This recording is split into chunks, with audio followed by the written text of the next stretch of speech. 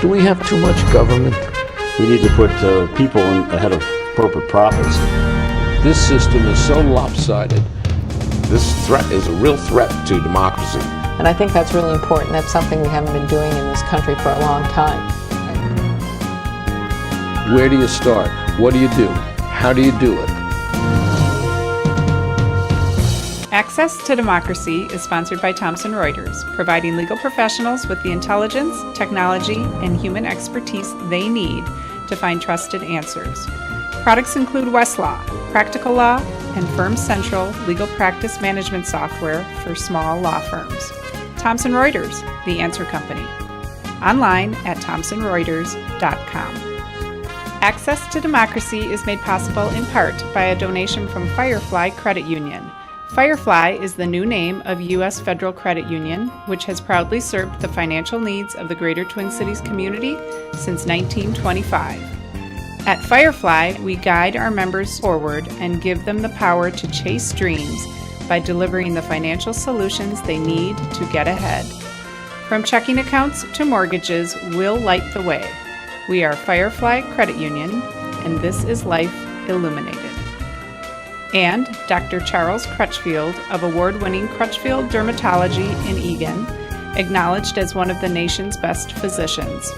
A Minnesota native who trained at the Mayo Clinic, Dr. Crutchfield personally treats all patients and states that experience counts and quality matters. Crutchfield Dermatology. Look good, feel great, with beautiful skin.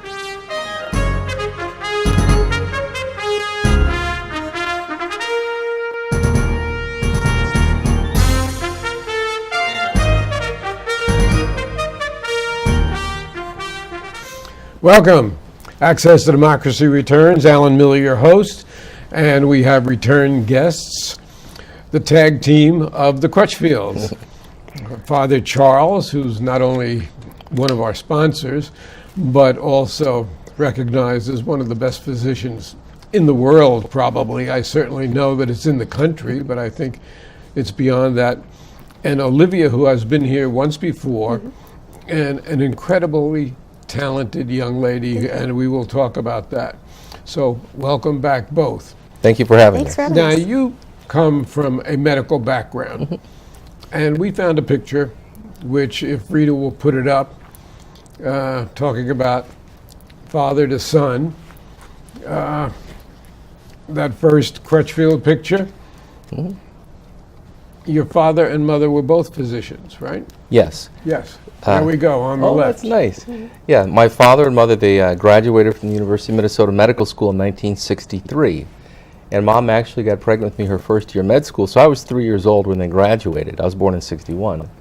But Mom was the first African-American female to graduate from the University of Minnesota Medical School, and she was also the youngest person at the time. She went into practice at age 22. Really? Yeah, youngest in the history of the university, and Dad is still practicing at age 77. He works at Model Cities, and he has delivered 10,000 children in the Twin Cities since then, and he's 77 and he's going strong, working 2 days a week, still seeing patients. Good for so him. I'm proud of, we're proud, Olivia and I are proud of both of them. And Olivia, who is not going to become a dermatologist or a physician because she has, I don't know. Well, she has cut out an area of expertise which is really unique, and we're going to share some of that with you as we sort of split between the two of you. Now, you are also clinical professor of dermatology at the medical school, the University Medical School, yes. right? I did my medical training. I did medical school and graduate school at the Mayo Clinic Graduate School of Medicine, and I did my internship at the Gunderson Clinic in La Crosse, and then I did my dermatology residency at the University of Minnesota. So I'm a gopher. Been there ever since. Yes, and I'm teaching there now, working with the students and residents, and I have a private practice in Eagan. You have an incredible private practice that just seems to be burgeoning and burgeoning, and you have about, I would guess, 40 employees in that neighborhood. Correct. And yet you take care of every patient individually. Yes. I'm not sure how you do that, but you do it. You know, it's by design, but the way you can do that is you have to have excellent support staff, and so I really let the staff support me in the truest sense of the word. So I focus in on patient attention and patient care. And I look the patients in the eyes the whole time, I interact with them directly, and my staff does all the support work. I'll decide what the diagnosis is, I'll decide what the treatment plan is, and my staff will organize the prescriptions, they'll organize the chart notes. So they do all the things that patients complain about. The doctors won't look at them in the eye anymore and they're clicking on computers. They handle that for me and I deal with the patient. So it's the staff that does all the support work and it's me interacting with the patient. It's an incredibly efficient operation, however. Thank you. It really is. Yeah, it's something I've been in practice now almost 18 years, and it's something we developed around 2002 as we started our new practice in Egan, and it's just gotten better and better since then. And now you're expanding into other areas also. In fact, one of the things I saw advertised in one of the magazines was cool sculpting with Crutchfield. What's Yeah. cool sculpting? Cool sculpting it's a thing called cryolipolysis, and they found when I was in medical school, my mentor used to come in when I was in graduate school too. I have a degree in molecular genomics. He would say, "Charles, let me tell you something." He said, "In life, people often stumble over the truth. Unfortunately, most people pick themselves up and keep on going." And that's what happened in this instance. I read an article in the Journal of the American Medical Association. There was another one in the New England Journal of Medicine that talked about these little kids. You know the popsicles with 2 wooden sticks, you can break them in half and share them with someone? Yeah. Well, kids used to eat, there's some kids who are kind of addicted to these things, and they eat these popsicles all the time. They've got a smooth round tip, and the tip would rest against their cheek. Well, they do this several times a day for several weeks, and the area of their cheeks, the fat would melt away. They get dimples in their cheeks, and they called it cryolipolysis. And I thought, what an interesting thing, these little kids are getting dimples in their cheeks from these popsicles. I never figured out, hey, you can take the same chilling or cooling effect and apply it to unwanted fat in the tummy, under the arms, above and below the bra, and it melts the fat away. So there was a company that saw the article, they developed a product over many years, and so that's something that we do to melt away unwanted fat in our clinic, and it really, really works. It's FDA approved. And of course, with your background in molecular, forget about it, Got it. biology, you also have innovated your own products. Yeah, when I was a large graduate degree. student, I really was interested in different biochemical reactions, including antioxidants and how they're protective for cells. And my undergraduate degree was in cell biology.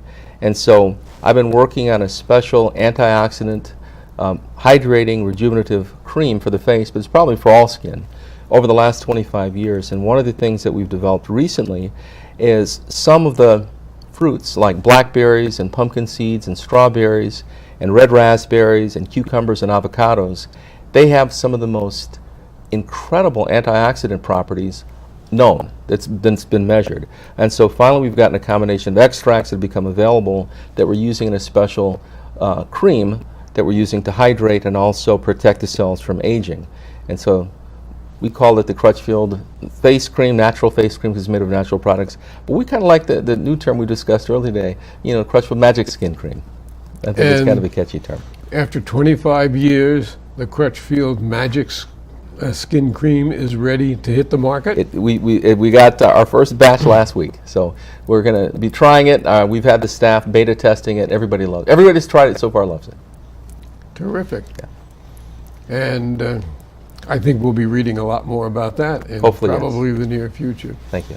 You also handle some of the sports teams, dermatology. But matter of fact, the first time you were scheduled to come on this show, That's right. you got called to Fort Myers. I flew down to to treat some of the players. So Right. we work with a lot of the athletes on the Twins and the Timberwolves basketball, the Wild hockey team, the Lynx, the Minnesota Vikings. So we handle their skincare needs. Can you do something with the Wild before tomorrow night? I wish them good luck. I'm going to be at the game tomorrow. Wish them luck.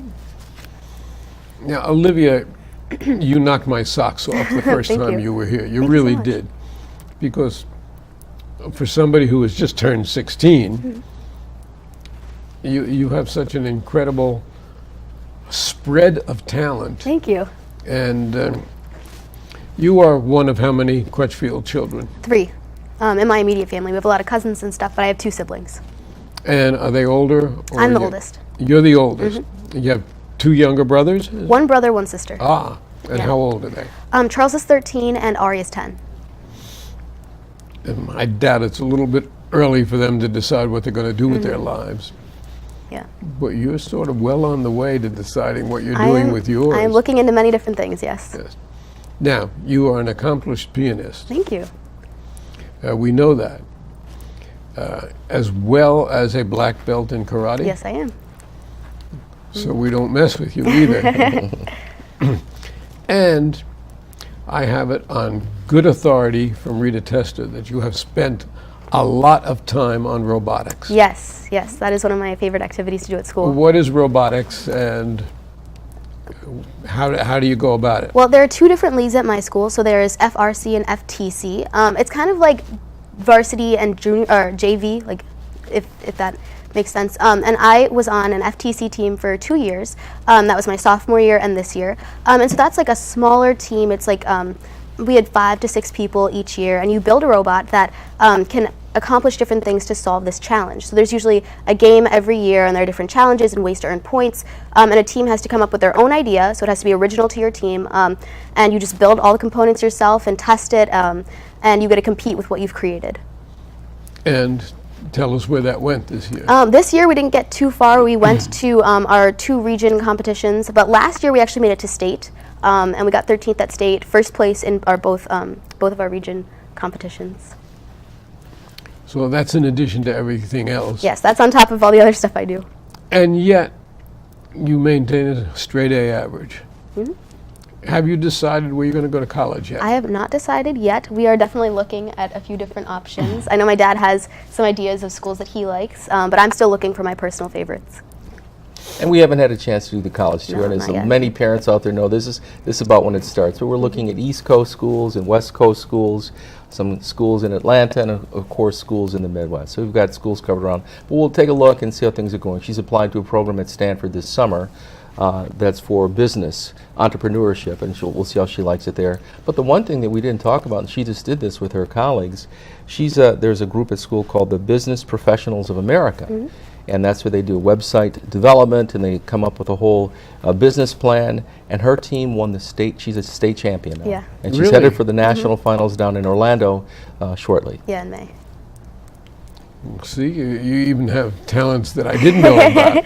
Yes, that is a new Overwhelmed thing. by the ones that you do have. That was actually a new thing that I've joined since I was last here. So yeah. That's terrific. Yeah, Yeah, so- BPA is, oh sorry. Yeah. They develop their own website and their own product. It's very similar to Pinterest, but it's called a do-it-yourself website on different projects that people can do on their own to make their lives better. And the focus, I believe, correct me if I'm wrong, the focus was on projects for college students, for their dorm rooms, things like that. Yeah. And you have your own website in addition to that. In addition, yes. For BPA, we designed our own website completely from scratch, and I was the team photographer, so I took all of the graphics that are on that website. And I feel like a lot of the resources I used to build our team's website came from my own personal website, which, yes, I did build myself. Now let's talk about your website and let's talk about photography, which you started only 3 years ago. Yes, my freshman year. I'm glad I'm here because as her father, I can really toot her horn where she can't. Now, speaking of photography, the other thing that's happened since the last time she's here, she's actually been added on as a photojournalist for the Minneapolis Spokesman Recorder newspaper, it's a newspaper that supports the black community in the Twin Cities. And she's now a staff photographer. Yes, She I goes am. to different events for them. Really? And she has published photos every week in the Yeah. newspaper. And you write in addition to that. No, also. Just Just photos. photojournalism. Yeah. Oh, Yeah. well, you do write. I write. He She writes. takes pictures. Oh, is that it? Yes. I do the that's health column in the paper.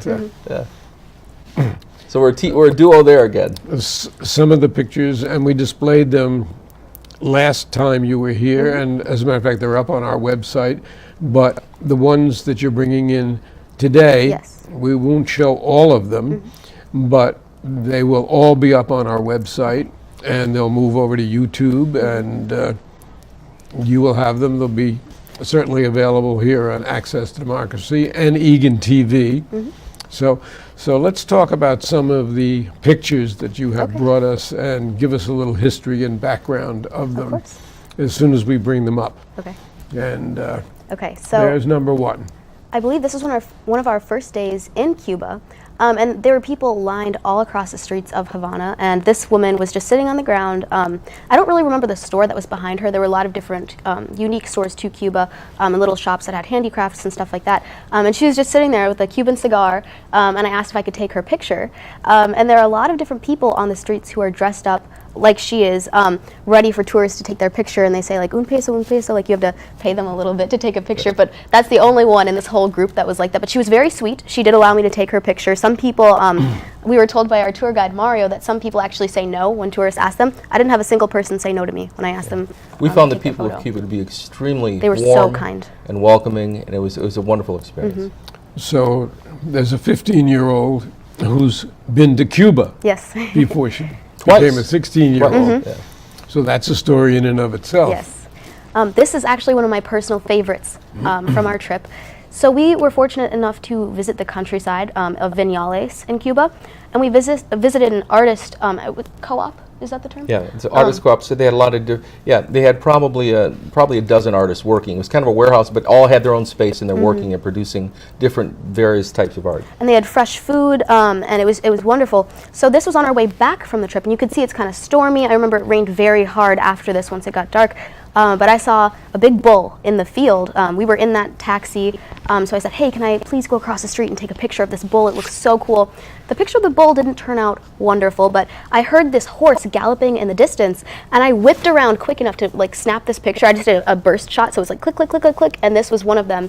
I was very lucky to get this shot because it was right when I whipped around. I didn't really have time to set up or prepare for this shot at all. And it's one of my favorites because you can see the contrast of new and old Cuba with tourists and travelers, and then the old style of like horseback riding barefoot through the countryside. And they used horses for transportation. Yeah, I mean, we saw that a lot. It wasn't quaint; it was functional, and they had carts. They were, trucking things in and out using horses. So it was And old American cars also. Yes. Many, which have been refurbished and repainted. Back to the horse. There's a very famous story in cinematography about a gentleman by the name of Mobridge, going back to about 1860, I think, or so, had a belief that when a horse runs, there is a period of time when all four hoofs are off the ground.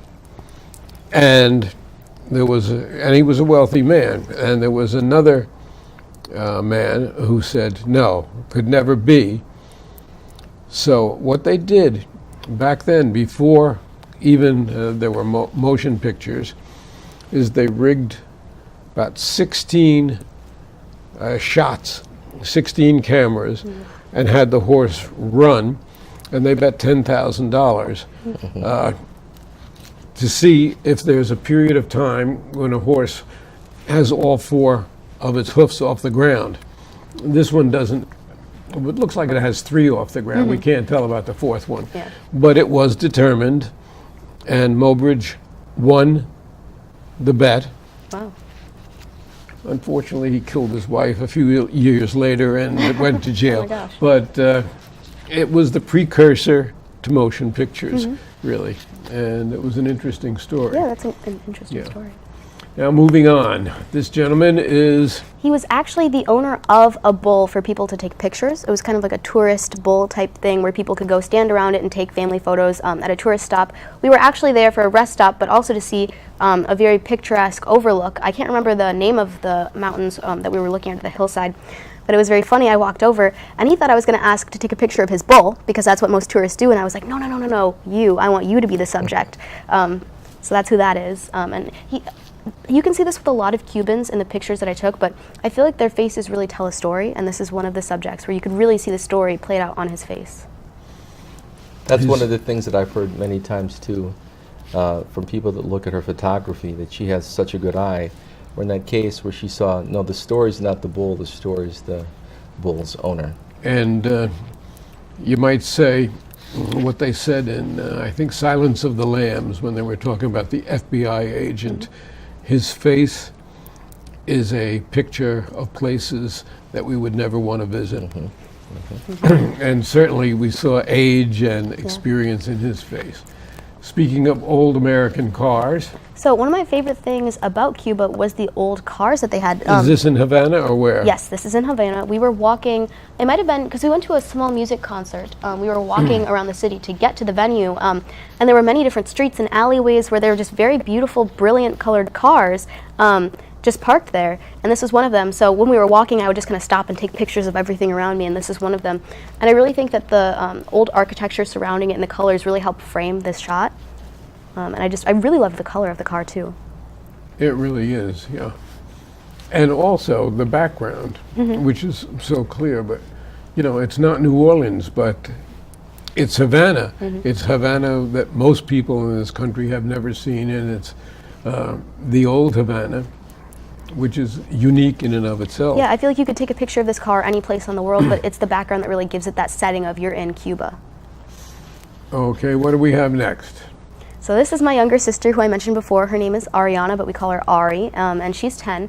And so this was actually at the Artist Co-op when we were eating all of the super fresh food, and I just snapped a pic during our meal.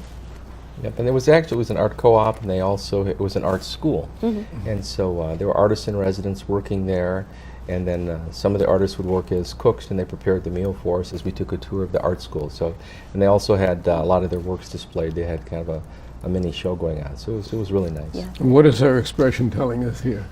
When I see this picture, I just think content. She seemed very content. I can tell you what she's thinking. There was a little kitten running around. Oh, yes. And so she would take, when no one was looking, she'd take a little piece of her chicken and she'd drop it under the table, and she had a little kitten friend under the table that was hanging out with her. Let's see. All right, what do we got next? So this is another one of those faces that really stood out to me. This woman was sitting, again, at the Artist Co-op in a rocking chair, and she had a beautiful husky. I think there were two of them. A beautiful husky sitting down right near her, and I took pictures of the dogs, and I was like, hey, may I please take a photo of you? And she allowed it. She was very kind. So you can see a little bit of the rocking chair behind her, and the colorful wall behind her, as Cuba has a lot of colorful things. But again, I feel like her face can really tell a story. And I think we did ask them, how in the world do you get a dog that is in the Alaska and in the polar in the tropic of Cuba? How do you have a husky running around in Cuba? I don't remember what they said. Do you remember? I don't remember. I think I was taking her picture. You were asking one of the other people around. I don't. They gave an explanation at the time that made sense, but when you something see a about like husky, the Russian cars and like bringing Russian dogs maybe over. okay, probably Yeah. the connection between Cuba and Russia. Jumped off a boat. Yeah. Yeah. Okay. So this Now, was this at, is a really unique picture. Thank you. I was really taken with this Thank you. picture. This was at our the place we were staying, the hotel. So they had a room where they were serving breakfast, and you had to go up a few levels. So it was at the very top, and from one window you got this beautiful view of the city, which is this photo that I captured here. And then from the other window at the very end of the hall, it was a very open area. You could see the Capitol building, which was under construction. So the picture didn't turn out Had wonderful. a lot of scaffolds on it. Yeah, but from the other windows, this was the view you got, and it just really blew me away. Like, this is the city that I'm in. Like, when you're standing and you can see kind of like the arches and stuff at the very bottom, that's more of the view you get when you're actually walking in the city. But when it's all put together, you can just see it all there. It really blew me away when I was standing there. Teeming with population. You can see the ocean in the upper right corner, so Right. you know that it's a tropical city. But I think the thing that strikes me... Swimming pool on top of the Swimming pool, building. yes. And the thing that strikes me the most about this picture is back in the 1930s, Cuba was considered one of the most beautiful cities in the world. But when the government changed and the money dried up, everything became just a non-repair and a slow state of decay. So this is the city just decaying over decades. And this is, you could tell how back in the 1930s this was something else. And it still is beautiful, but it's just kind of slowly decaying. And hopefully, hopefully it's on its way back. Yeah. Obama opened the door, and the question is, where do we go from here? Okay, next picture. So again, this is one of those spaces. You've been doing a lot of portraits. Yeah, well, that's what I mainly do is portraiture. So I was happy that I could bring that over to Cuba on our vacation. But so this man was with a few of his friends, and the yellow that you see behind him is actually one of the city walls. It was another one of those colorful walls. And he was just walking it. I was like, hey, can I take a picture of you and your friends? So I took one of the three men all together, and then this was the individual portrait of just him. But again, I feel like his face just speaks, like the backwards hat and the bright blue shirt that he's wearing. But you just see such a sense of pride, of Kind of, contentment and pride. Yeah, I was going to say, And warmth. It's all together. Yeah. And all the people I took pictures of were so kind. I remember on one of our last days on our trip, our tour guide, because it was an informational trip, we learned a lot about Cuba, he was like, you know what, a lot of people say no when tourists want to take their picture. I haven't seen a single person say no to you, not in a mean way or anything like that. They're all very nice, but they were just so kind. It's how you approach them, and obviously your age With has respect something to and do with it. consideration. And Yeah. That's important. yeah. Okay, what do we have next? So I think this is the final That picture. does not look like Cuba. No. Dad, do you want to give an intro Well, to this where is we kind of went? like Mars. If you've ever, this is Yellowstone. If you've ever been to Yellowstone, it's a whole different world. But this is the famous Old Faithful, and when we were small children, my parents took us to Yellowstone, and the vivid memory I have as a child is waiting for this geyser to go off called Old Faithful, and it did. And so I thought someday I want to bring my children there. So, well, and suppose it goes off about every 90 minutes. Sometimes it's 2 hours, sometimes it's 3. You know, it's all Getting longer, as It's a matter getting of longer, fact, and for a sometimes period of time. And so, and they have like apps now. They're going to tell you when it's going to go off. So but the drive to Old Faithful from where we're at, it was about an hour and a half, and we drove really, really fast through some treacherous roads because the guide was trying to get us there in time. And as we pulled up, it was just going off, and Olivia jumped out of the car and ran and grabbed the shot real quick, and it turned out magnificent. It's a little bit funny how there's only one person in that shot, because I think everybody else was waiting, and right when we got there, like my dad said, it was going off. I was running, and as soon as I took this picture, everyone flooded over, and those benches were full of people. You know what? But I love the one person in the shot because it gives you such perspective on it. Yeah. What camera were you using? I've always used a Nikon D800, so that's what I've used for all the pictures here, and including this one. Okay, is this the last of the pictures? Yes. Okay. So, if you go into your father's office, there are Olivia pictures all over the walls. Didn't used to be that way, but it is today. And there's also contact information Yes. if anybody wants to buy a picture. And I think what's nice about the pictures, we still have a few, but we used to have George O'Keeffe paintings. And so Olivia's taken over, and we have Olivia photographs, but it's from our trips to Cuba and different adventures. But the nice thing that I'm really proud is the proceeds from all the sales of the pictures go to Camp Discovery, which is a camp for children with skin diseases. And it's a wonderful And that's project. a camp that you certainly are active with, if not founded. Yes, I didn't find, the mentor at the University of Minnesota founded, but we support it completely. Yes. And the nice thing is, so she donates all the proceeds to the camp. She's actually going to be one of the counselors at the camp this Yeah, summer. I'm very Really? excited. Yeah, I'm finally old enough to be a junior counselor there, so I'm very excited to get out in June and volunteer my time there and be a counselor. Yeah, and Dr. Mark Dahl with the University of Minnesota, when he was chairman of the Department of Dermatology, he's one of the primary people that started this camp. He was involved in that. And Crutchfield interviews seem to go very fast, because I see we're down to our last 3/4 of a minute here. They can contact you on your website Yes, if they're just- interested in purchasing any pictures. Yep. And we're going to talk about Olivia and my dog Katie, and see if we can come up with a whole new realm. I thank you both very much for Thank coming you. in here. Good luck with the Magic Skin Cream. Thank you. Thank you for helping me with the name on that. I have the feeling we're going to be hearing much more about it. And good luck in all the areas that Thank you're you. involved in, Thank which you is very much. more than probably anybody I can imagine. And it speaks so well of you and the family. Thank you. We really enjoyed being here today. Yes, Thank thanks you for having both. us. And that tells us